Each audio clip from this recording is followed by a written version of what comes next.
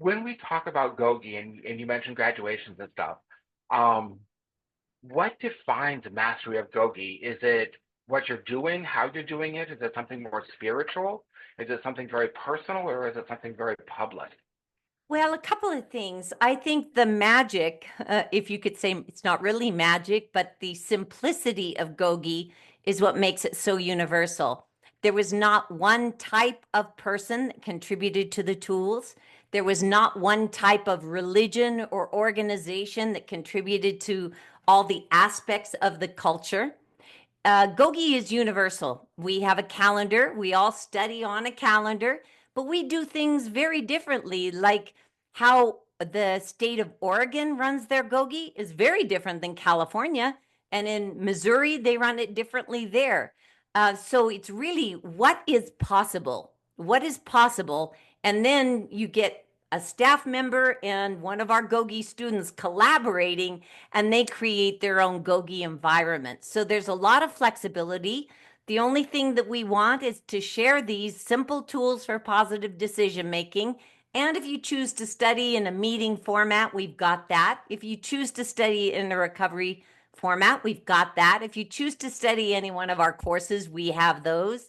But it's really about making these simple tools available to anybody, and people use them anyway. There's probably hundreds of thousands of people studying Gogi that I don't even know about. They're just doing their own thing. They got the book somewhere. They have a little circle group. They're doing their Gogi. I hear that all the time. I love that. That's great. You mentioned you received over 100,000 letters from people who have participated in Gogi over the years. First, that's overwhelming to me. I can't imagine 100,000 letters from any group of people, honestly. How does the volume of truth that are shared in those letters impact you as a person?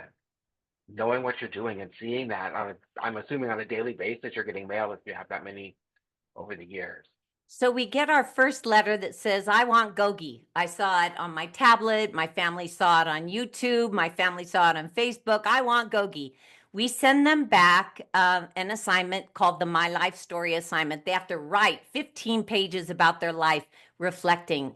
That is what I've received over 100,000 of, is 100,000 My Life Stories, where individuals who are incarcerated or detained have written about their life journey. And I've saved every single one of them. I have a big container, and it's filled with archive boxes of the stories of my students.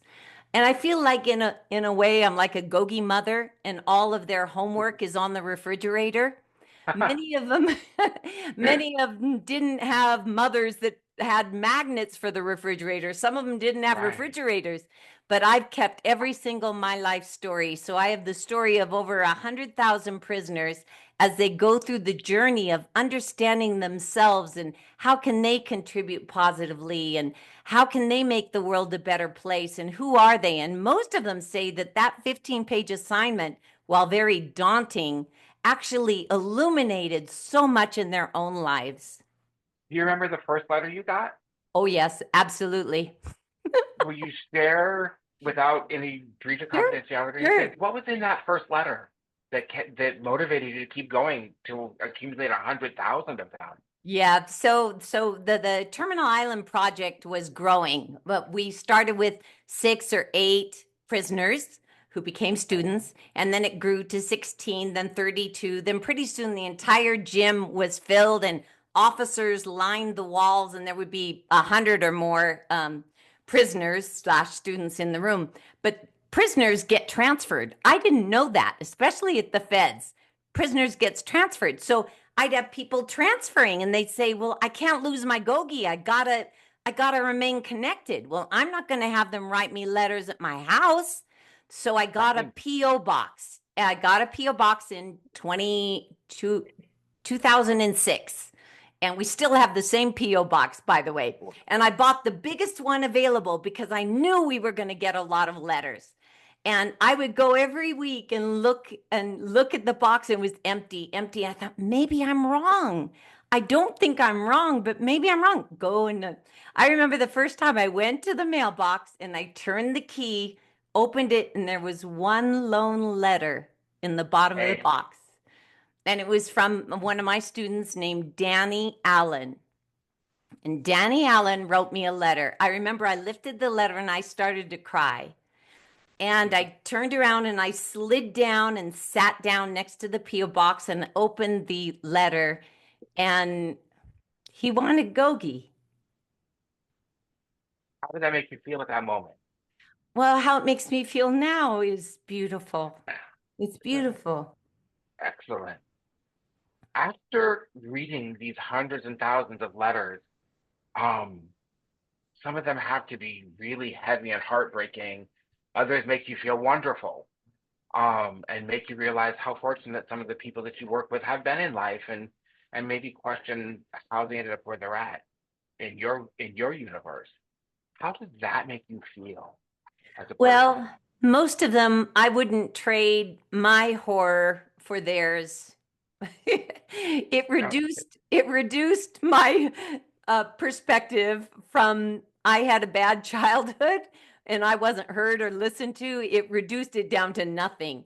The horror that a lot of people experience in their life, physical horrors, sexual horrors, drug horror, abandonment horror, the it's incredible any of us lived at 13. right, right. True It's story. it's truly amazing. Any of us live. And So a majority of them, I would say 90% of them are horrific okay, stories. And if you were to really look at that human being, it is no wonder they ended up on drugs. I think right. it's 80% of the women in jails and prisons have been sexually molested before they were 13. Well, of course they're going to use drugs. And once you use drugs, of course you're going to sell your body or steal something. Of course. It's of course. Right. And how do you feel about the fact that complete strangers are trusting you with their entire lives? I mean, literally, you just mentioned being sexually assaulted or abused before the age of got tongue tied there. Before the age of 13, they've been sexually abused, maybe physically abused as well. Um, and the same thing, sometimes I think people don't understand that happens to men as well as to women. It's not just a A woman who's lot. sexually assaulted, A right? lot. And realizing that these men and women are trusting you with their deepest, darkest secrets in many cases. How does it make you feel that you're I'm that trusted? trustworthy. I'm trust Right. I'm trustworthy. Okay. They can trust me. They can trust me Yeah. because what I see in each of them is far greater than the trauma that they experience. What I see in them is a possible solution for the troubles we have in our world. What I see in them is their potential. I refuse to see anything else. So Love that. they can trust me. Okay. We're kind of going to shift gears a little bit now, and we're going to talk about your new podcast briefly. Yes, I'm so I, excited. I am too. Believe me, I am too. Um, so tell me about the podcast Getting Out by Going In with Love Coach. Why now? Why this format? Why? Just why? All the whys about that new A couple of podcast that's things. coming. Maybe I feel safe now. I felt really Okay. safe in the prisons because the prisoners, there's a different code in a prison.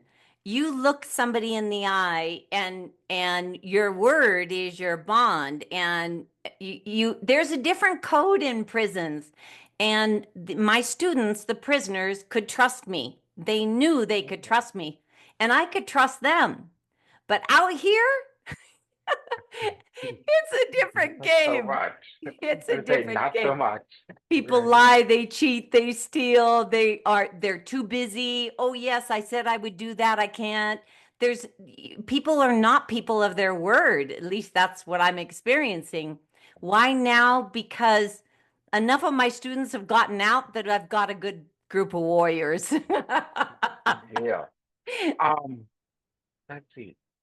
What is the experience of speaking the words from the letters out loud and sharing those with other individuals? Yeah, well, part of the podcast is going to be reading the letters from students. I get a lot of letters, Dear Coach Taylor. Some of them say, Dear Gogi, I want to do the free courses, but some are, Dear Coach Taylor, let me share the story of how Gogi has changed my life. Those are the letters that I'll be reading on the podcast and commenting on how I responded to this individual or how I would want to respond. Because if we can share this podcast, maybe a mother will understand her son a little better, or a father will understand his daughter a little better.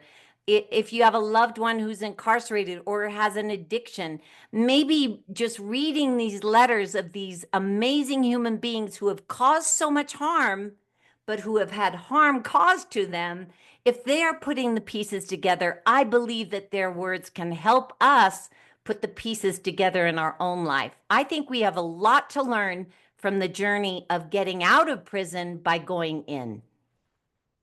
That that I think you're dead on with that, actually, thinking about reflecting on my own experiences in life. You're right. I think that's true, and I think we overlook that. The sign off with love, coach. You send all this love out into the world. What impact do you think that has when somebody sees, like I have a proof copy of a book um, from you from Yeah. long ago. This book is there's stuff in here I'll show you. I have stuff underlined in it and things. It's like I've actually read the books and stuff. When you sign off with love, coach, that sends all of this out into the world to people who may never have experienced that kind of love and respect. How does that make you feel when you reflect on it, that you're putting all of you out into the world with all of us? I I really think that it was more selfish than that. I never felt loved. I never felt I don't know. I never felt loved. So by giving it away, I'm getting it. The love that I give to all my students or anybody is really it comes back to me. I feel so loved. Why? Because everything I give is with love. Coach, with love.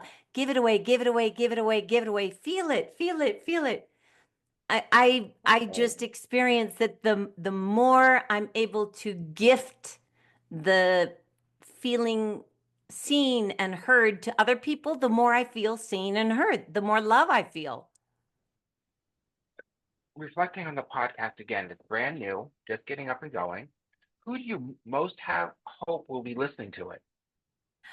My students, of course, you know that there's tablets in a lot of prisons now, not all of them, but on the tablets. And we have partnered with an organization called edovo, and they put materials on tablets in more than 400 prisons and jails.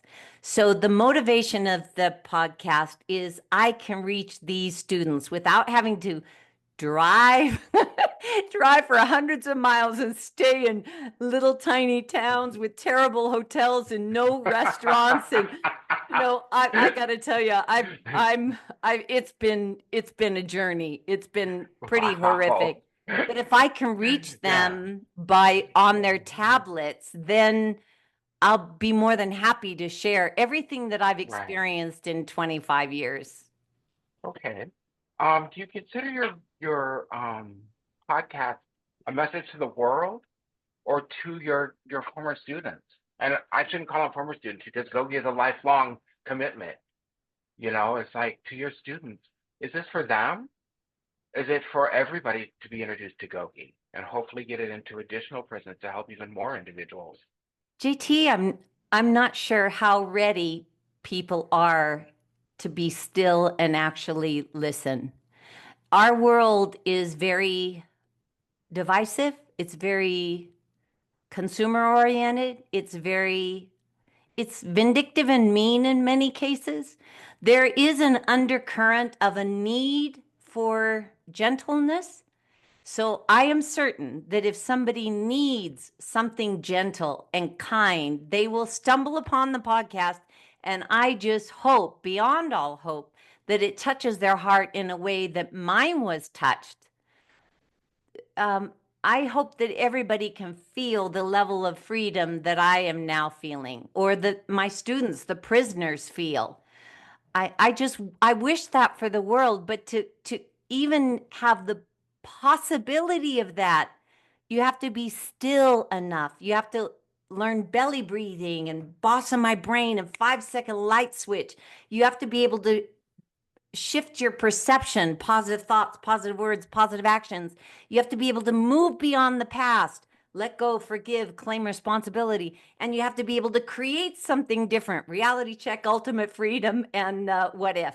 So if somebody is so desperate like I was, they might find this podcast interesting, but most people are too busy and they rather watch some drama, they rather watch some reality show than really sit with themselves long enough and have a good cry and say, life must be more than all the anger and hatred.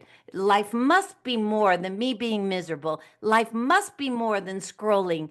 There must be something more. I hope that those individuals tune in and listen, and I hope they're inspired. And if they're not, I hope they don't badmouth it and turn somebody else away. Because our intention, the prisoners and me, our intention is good and it's clear and it's right and it's inclusive and it's for everybody and it's every human being can get out of prison by going in for the answers. And that's our message. Okay. And I just want to, I guess, a point of clarification. Um, go, Getting out by going in. A lot of people see that and they think, oh, you have to go to prison to get out of your head. And that's not really true. What you're talking about, I believe, and correct me if I'm wrong, is you're getting out and getting out of you by going into you. It really, yogi, yes, it is prison based. And that's where it started and the concept came from with you. But it's really about getting into you to get out of you so that you can have this feeling of belonging, of being heard, being seen, being understood. Is that correct? 100%. I've never been in All right. prison. I've never been a Right. prisoner, but I was a Okay. huge prisoner. Of So, yourself. yes, yes. Yes.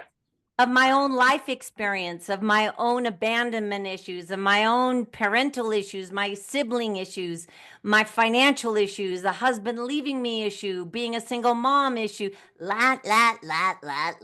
All these things built up a wall around me that caused chronic underlying depression and then just major depression. And it wasn't until I went into a prison and began the journey inside that I even realized that those walls were created by me. They were they were my walls. I created them and I could dismantle them. It took a while, but I could dismantle them, which I did. All of us are in a prison of one form or another. We just need to decide if we want out. And people call you Coach Taylor. Um, what does that mean to you to be called coach by all these men and women that you've helped over the years? It makes me cry. It should. It's amazing to me. Um, did you choose to start calling yourself Coach Taylor, or did your students just start calling you that? Well, let's go back to Terminal Island, sitting in those small circles. Okay. Those circles kept getting bigger and Yeah. bigger and bigger. And the student said, well, what should we call you? Are you a teacher? No. Are you a preacher? No. Are you a counselor? No. Well, what are you? Well, we couldn't use our first names. I said, well, Okay. I am just a volunteer who thinks that you guys can do better than you're doing. Then one guy said, well, kind of like a coach. And I said, call me Yeah, Coach Taylor. great. Um, when you reflect on where you were as a person when Gogi began and where you're at now, what has changed the most and what has not changed at all? Wow. What has changed the most? Well, if I could go back to that woman, I would just hold her and tell her how wonderful she was. I would give her a hug and say, you're heard and you're seen. And what's changed the most is I feel heard and I feel seen. What's changed the least is my insatiable appetite to provide a route to freedom for anyone, anyone can feel levels of freedom and creativity that they never knew was possible. And so I have an insatiable appetite, much like the very first, wow, you're telling me I could be boss of my brain. I got to share that. So, Yeah. so I have an insatiable appetite for sharing simple tools to help anybody create their own freedom. Okay. Excellent. Um, Talking about you again, um, and I know I always get kind of uncomfortable when I have to talk about me. It's like, am I going to sound this way or that way, or are people going to change their perception of me? What is one thing you wish people understand about the real Coach Taylor that they don't get? Life is not easy, but suffering is a choice. My life is not easy, but whether I choose to suffer is my choice. And I do not choose to suffer. I will not suffer. My life is not easy. The choices I've made has resulted in a lot of isolation, a lot of not relating to my own peers, isolation from family. The road I have chosen is one that I wouldn't want for others. Um, so it may look fun. It's not without its minute by minute challenges, and it's a lonely road. All right. And what keeps you inspired when that road gets lonely, as you just mentioned? What keeps you inspired when it gets to feeling lonely there, when it feels heavy, or when it seems like it's moving too slow? What keeps you going? What gives you that bump to get out of bed in the morning? Okay, I have a perfect story. I just finished an interview before we got on with uh, one of my students. He sent me an email and he said, I just want to thank you. I was released May 9th, 2024, and I am almost out of here. I want to thank you because you were instrumental in my freedom. And so I said, let's get on a Zoom call and let's film it. I had yeah. bet him he was 19 years to life, and he was 7 years in, and he was at Pleasant Valley State Prison. And I said to him, I bet you $100 you're out within 5 years. And he looked at me and said, what? How? I'm 19 to life. I said, I bet you $100 you're out within 5 years. So he called to lay claim on that bet. He wasn't out in 5 years. He was out in seven, but he was out. And He was home. he was home, but he said that my challenge to him, my believing in him was the only reason he began to change his life around. So it's stories like that that just keep my gas tank filled, keeps my engine Yeah. going, and it keeps uh, the things that I choose not to suffer from, keeps them at bay. You hear a story like that, and of course you're going to get up to have another day of being of service. If somebody reading your story on the website, for example, feels lost, broken, unsure that life is worth living anymore for them, what is something you would say directly to them if they were sitting there in your space with you? What is I, that w- one thing you I, want them to I know? would say within the next 10 minutes, let's find one thing positive you can do for someone else. Because the only reason we feel that we aren't worth things or life isn't worth living is if we are concerned about ourselves. If we immediately focused on, can I pick up that piece of trash? Can I do something? The second we get other focused, most of the momentum starts to fuel itself. It's a matter of building in the habit of other focused, not to deny ourselves our own things that we need. Certainly, I'm the first to get a cup of coffee for me. I make sure that I'm okay before I start giving to others. But even if I don't want to give to others, I focus on giving to others. And the second I get my mindset on who can I help? How can I help? Who can I help? How can I help? Then that moment of desperation is lessened. It doesn't have the power over you that it did. Love that. Love that. I'm gonna kind of backtrack here. Um, Claiming responsibility, you said is of paramount importance to being successful with Gogi in general. I'm guessing is where we were headed with that. Why is that such a vital part of it about claiming responsibility? Well, there's a difference between claiming responsibility and the GOGI Life tool claim responsibility. Claiming responsibility is most often associated with the past. Yeah, I broke into the liquor store. I stole the stuff. I claim responsibility for that. And that is shoved down the throat of people, even children. Like, you got to claim responsibility for this. Okay, I claim responsibility.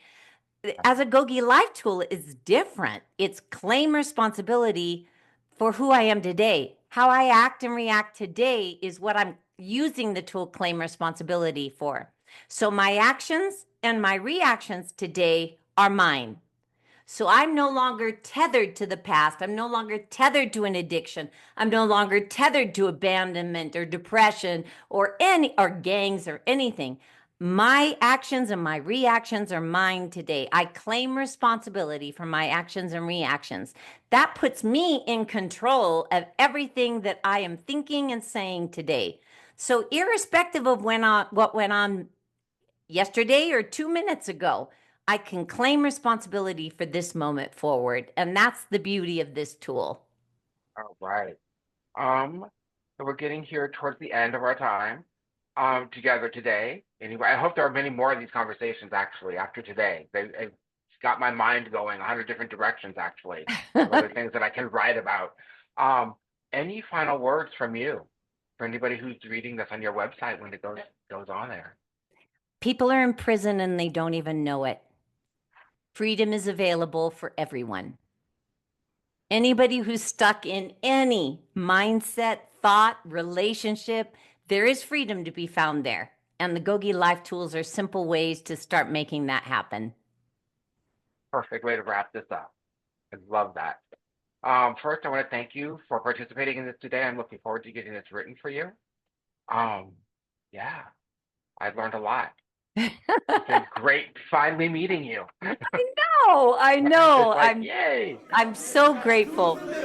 G-O-G, G-O-G, GOGI told me this, I got the tools to live by. G-O-G, G-O-G, GOGI told me this, I got the tools to live by. G-O-G, G-O-G, GOGI told me this, I got the tools to live by. G-O-G, G-O-G, GOGI told me this, I got the tools